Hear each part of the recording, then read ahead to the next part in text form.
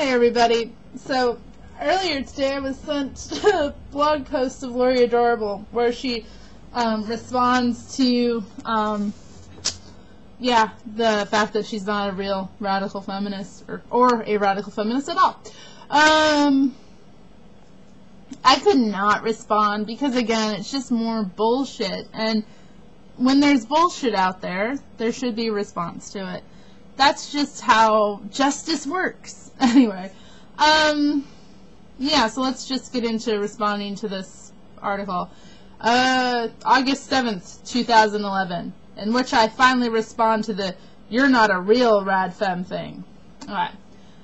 I've been reluctant to write more than a brief bit in response to all the criticism I've been getting lately, because I'm reluctant to engage with critics who are verbally abusive and demonize my sexuality, or who act like their support and approval of me, in spite of the incorrect label I use, are a huge fucking deal. But since this isn't really going away, I guess it might be time to clarify a few things. Anyway, so again, I just want to say before we get started, none of what I've said in my videos was an attempt to engage with her. I have seen people try to engage with her, and there's no real point. She's a snarky, bratty girl, okay? She's got no, there's no point in trying to engage with her in a respectful level. There's no point in engaging at all, because it's just like most people online who, are supporting this fucking agenda that she supports, they all have pretty much the same mentality, the same tactics, the same kind of bullshit, and anybody who's been around the block should know better than to actually engage. What you can do, though, however, is tear down what they say. And oh boy, do they say a lot of stupid shit. Alright. Let's see, what does she have to say? I am not being purposely contrarian. I've been using the radfemme label for years, and most of the time I used it in a less controversial way. Okay, so she's been using an incorrect label for years.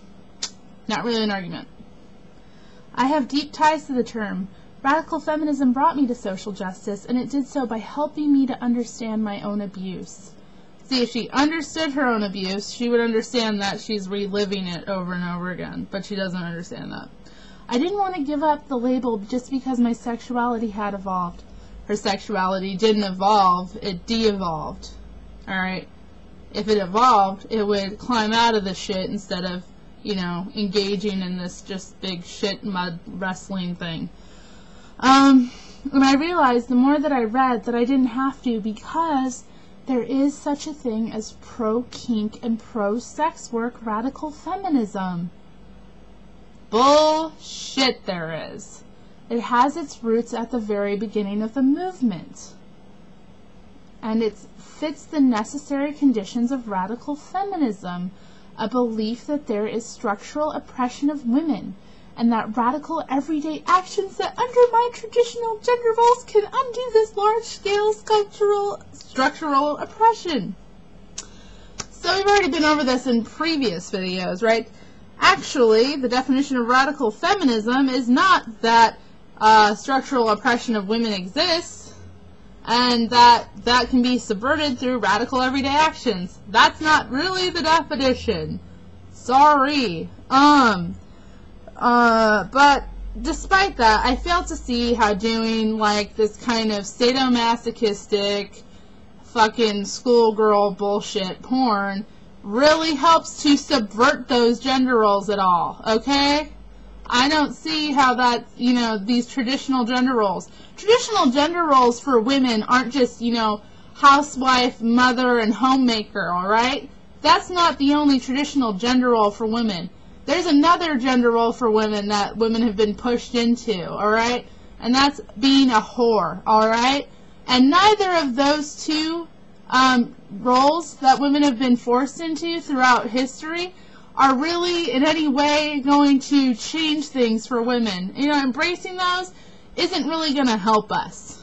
So, if you wanted to undermine traditional roles, you would be undermining both of them by not conforming to them. Right. Whether Kyriarchy can be substitute for patriarchy and what is meant by undermining gender roles is up for debate. But I don't know how else to describe a philosophy that contains those necessary conditions. Alright, so, yeah, before I move on, I almost forgot. I read something earlier today on the Radical Hub, or the RadFem Hub, that kind of just deals with this subject. It's kind of funny that I was sent this today and then I read that today, so it's funny how that works. But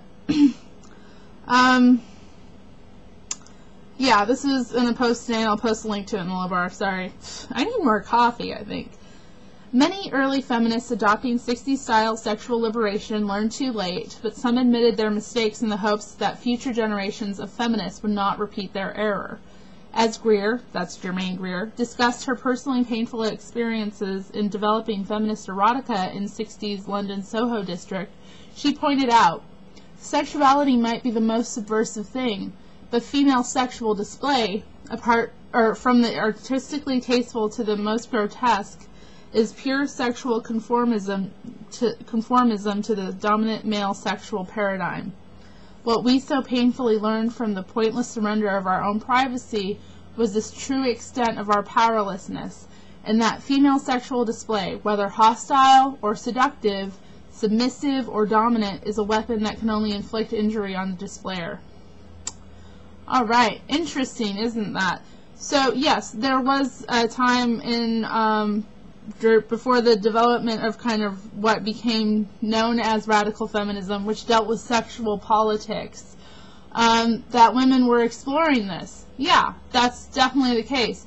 That wasn't radical feminism, though. That was something that happened during the women's liberation movement, because at the time it coincided with the sexual liberation movement as well, which from then grew a group of women who rejected that, who became radical feminists because they rejected that. That's the lineage.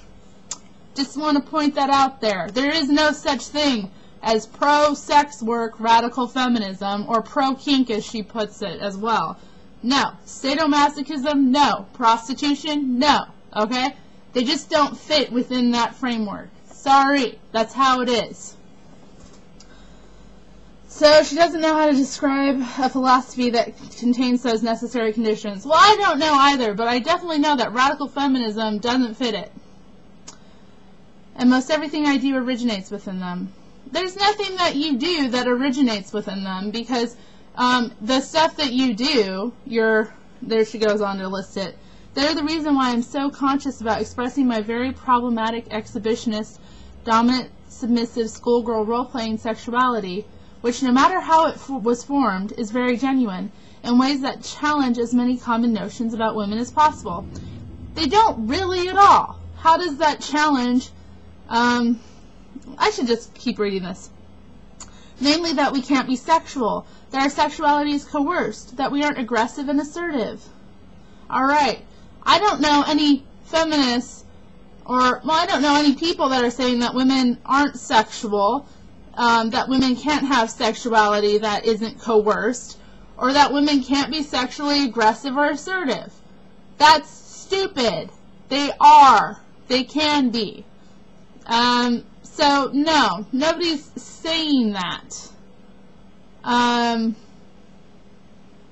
damn. I'm sorry. I'm like, just getting annoyed.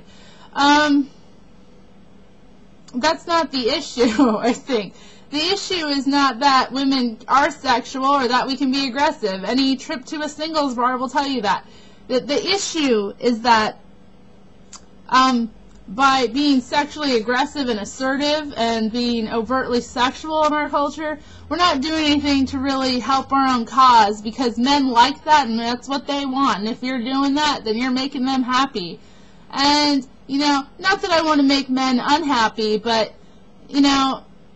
is it really helping you? I don't really think so. Male-centric sexuality isn't really, focused on women's sexuality or how it is or how it could be. It's got nothing to do with it. And the sexuality that you display in the pornography that you make is in every way capitulating to that dominant sexual paradigm. It every way contributes to this. Rejecting my sexuality entirely may seem like it's more in line with traditional radfem thought, but it's impossible for me to do. I can only suppress my sexual desires, and that is not feminist, radical or otherwise. There she is. She's acting like she can't help herself. Oh no, I couldn't possibly actually try to understand where my sexuality comes from, which she says she does, and clearly it comes from trauma that she's been through, and understand that that's a form of colonization and that you can move beyond that and live a life outside of what people have done to you, right? That wouldn't be, you know, something that she could do. She just can't help herself. She just can't help herself. I can't help myself. I just like doing these things. I can't help myself. I mean, I know why I do. I know that a lot of women like these things. I know that masochism is kind of, you know, something that women are expected to be and expected to desire, even though it's not really, you know, healthy or even genuine. It's just something that was expected of us because we're women, but, you know, I can't help myself. I can't help myself. I have orgasms. I can't help myself. Like, I couldn't possibly have orgasms any other way. I couldn't possibly explore myself. I couldn't possibly take responsibility for myself and change what's happened to me and do something positive with it. No, no, no. Can't help myself. It's bullshit. That said, I'm open to changing labels I use, but I'm not open to doing so because some assholes on the internet don't understand my interpretation of the label or my sexuality. I am open to doing it because I may be misunderstanding just how intolerant of intersectionality radical feminism is, or because the label may be triggering for certain marginalized women, or because I may find a label that fits me better and is used by other women like me, kinky women who use sex work as a form of sexual expression. There are those women out there. They're called sexual libertarians, okay? They are out there. They have a label. They use it, okay? Or sex radicals, a lot of them call themselves. That's your camp. Go fucking find it and hang out in there. You'll find a lot of like-minded people. You'll have fun, alright? Don't use our fucking label, because it's not yours. Sorry. Oh, I hope I'm not getting cold. That would suck. And I just have to go into this intersectionality and marginalized women language. She used this in the last post I responded to, and it's bullshit. And let me just go back to that post for clarity. She makes the argument that, you know, it's unfair to ask or expect that women not perform traditional femininity because, you know, some women don't even have their womanhood, you know, valued because they're not white and stuff like that, right? That kind of thing. In doing so, she completely overlooks the fact that so many women who, despite the racist, white supremacist and messages that they get on a daily basis from our society that tell them that they're ugly or that they're not feminine enough or that they're not women, those kind of messages, they still happen to resist physically damaging, body punishing, hateful, feminine practices that are meant to destroy women. And, you know, instead of feeling sorry for women, you know, maybe it would be good to recognize the fact that so many of them resist, and also the fact that, you know, they are expressing leadership by doing that, and they should be the leaders of our movement for doing that, because, you know, nothing's going to change without that. I mean, that's real resistance, okay? You're just portraying women as, you know, especially marginalized women, as if they have, and let's be honest, like, women who aren't white, as if they're, like, just, you know, again, just victimized and we should feel sorry for them. That does not help them at all, alright? Yeah, oh, good. The rich white girl feels sorry for us. That's really helping. It doesn't help, okay? Now, you want to help? You know, fucking applaud and help them resist, instead of just saying, well, you know, you can't help but iron your hair. You know, you can't help but do this horrible stuff to yourself. You know, you can't help but get, you know, surgeries to change your body to look more white. I mean, you can't help it. you know, you're just such a victim, you know, instead of acknowledging how many women resist and love themselves despite all of that fucking shit that society's trying to push on them. I mean, god damn. Oh, it's just aggravating. Like, she's got this great affinity with women, you know, despite her obviously privileged background and obviously privileged mentality. No, sorry, I don't see it. I don't see it. All I see is a snarky woman who uses PC terms like intersectionality and kyriarchy that don't actually talk about what these systems of oppression are. I don't like the term intersectionality, and I have gotten shit for this before, but I will say it again. Intersectionality, that term is bullshit, okay? If you want to talk about these things, let's talk about them. Being direct is going to help a lot more than saying, well, intersectionality, you know, kyriarchy. No, sorry, there's terms for these that have been around for millennia that make a whole lot of sense. You don't need a fucking, I mean, you don't need to just wrap it up in this liberal language of, you know, these things intersect in it. No, you can just say, well, this is white supremacy. This is how it manifests. This is what it is. I mean, it's just a way for people not to actually talk about the issues, right? And I don't like that. It's just a way for people to avoid talking about something while pretending they're talking about something. I don't like the term. That's just me.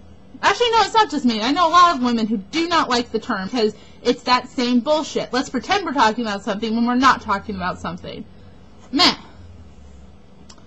Alright. In the end, no matter what label I use, I will be demonized, but it's mostly been women at this point who don't understand my sexuality, who think it is a choice, or an illness, or who want me to be repressed and miserable instead of working to express it responsibly. Okay, I just have to stop mid-paragraph there, or mid-sentence, actually. Yeah, you know, your sexuality, how you're expressing it, is a choice. You don't have to make pornography. And quite frankly, making pornography is not responsible, especially making the kind of pornography you make. Is it really a good idea, you know, for you to make this sadomasochistic schoolgirl porn that possible teachers and professors will be jerking off to, and then, you know, reinforce their idea that all women are whores, sexually available to them? I mean, is that really going to help? Is, like, sexualizing childhood really going to help with pedophiles who jerk off to that shit and think, well, you know, she's really into it now. If I rape a child, they'll be really into it later. You know, it's not cool. It just recycles the abuse, okay? No, what you're doing isn't responsible, actually. It's hurting other women, and you should take responsibility for that, okay? How you're expressing your sexuality is not responsible. Sorry. And yeah, it is a choice you're making, and I don't want to make fun of you or, you know, be really hurtful or be hurtful towards her, but when there's visible evidence of mutilation of self, then you can say that, yes, there is mental illness happening. I'm not doing that to judge. A lot of women are in that same boat. A lot of women self-harm. That doesn't mean, however, that it's not an illness that's being dealt with. It is, okay? There's a serious illness going on. Okay, back to okay. Because they think radical feminism is all about completely sacrificing one's actual sexual well-being for the theoretical benefit of the whole. The label is not the real fight. Well, I've already explained why it's damaging to other women, what she does. But it's also, you know, it's not for her own well-being. It's not. What she's doing is not helping her. She's just recycling her abuse. And there's nothing positive about that. There's nothing responsible about that. And there's nothing that's helping her well-being about that, okay? I don't know. I part of me feels bad for this woman, and I know, I'm really, what I've gone into and what I've said is a lot of stuff. It's a lot of stuff to deal with and grapple with, but This is the truth. I mean, this is getting to the heart of this matter. You know, I'm all for trying to push this woman away from using this term. Clearly she doesn't understand that, yeah, everything she's saying in this post just shows, again, how she shouldn't use this term. I will be glad when she stops. But she'll probably not stop just to be, you know, an asshole. Because, you know, contrary to what she says, she does like being contrarian.